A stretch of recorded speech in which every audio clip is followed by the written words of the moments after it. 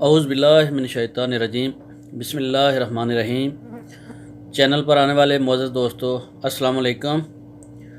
Social media پر پروازوں کی بحالی کی اطلاع گردش کر رہی ہے۔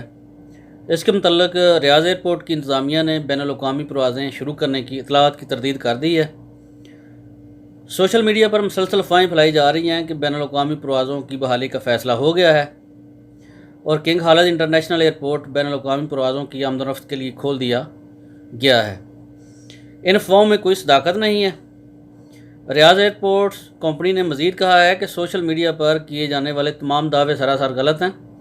محکمہ شہری ہوابازی نے بین الاقوامی پروازیں بحال کرنے کا ابھی تک کوئی فیصلہ نہیں کیا ہے۔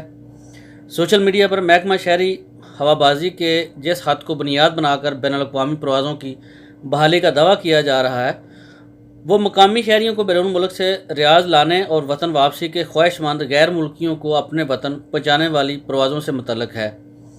حالیہ دنوں کے دوران سعودی عرب میں پھنسے ہوئے غیر ملکی سیاحوں، خروج نہائی، ویزا ہولڈرز اور غیر ملکیوں اور وطن واپسی کے خواہش مند تارکین وطن کو مشروط طریقے سے ان کے وطن لے جانے کے لیے بھی پروازیں شروع کی گئی ہیں۔ یاد رہے کہ سعودی عرب نے 15 مارچ کو انٹرنیشنل پروازیں معطل کرنے کا اعلان کیا تھا۔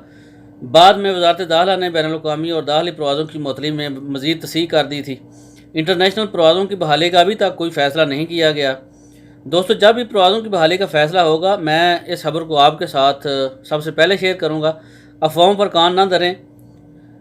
ابھی تک حکومت کی طرف سے کوئی بھی اتھینٹیکیٹڈ خبر نہیں ہے پروازوں کے حوالے سے، اور نہ ہی وزارت داخلہ کی طرف سے ابھی تک انٹرنیشنل پروازوں کے حوالے سے کوئی بھی اعلان کیا گیا ہے۔ ہنگامی طور پر پروازیں جو چلائی گئی ہیں وہ ایمرجنسی جو آدمی چھٹی جانا چاہتے ہیں ان کو لے کر جا رہی ہیں، وہ بھی سفارتخانے سے رابطہ کرنا پڑتا ہے اور ٹکٹ بھی سفارتخانہ ہی فراہم کر رہا ہے۔ وہ بھی پہلے بکنگ کرانی پڑتی ہے اور پھر آپ کو وہ کال کریں گے تو پھر آپ جا سکتے ہیں۔ جیسے ہی سعودی حکومت کی طرف سے کوئی خبر آتی ہے انٹرنیشنل پروازوں کے حوالے سے، انشاءاللہ میں آپ کے ساتھ وہ خبر ضرور شیئر کروں گا۔ آپ کے قیمتی وقت کا بہت بہت شکریہ۔ السلام علیکم ورحمۃ اللہ وبرکاتہ۔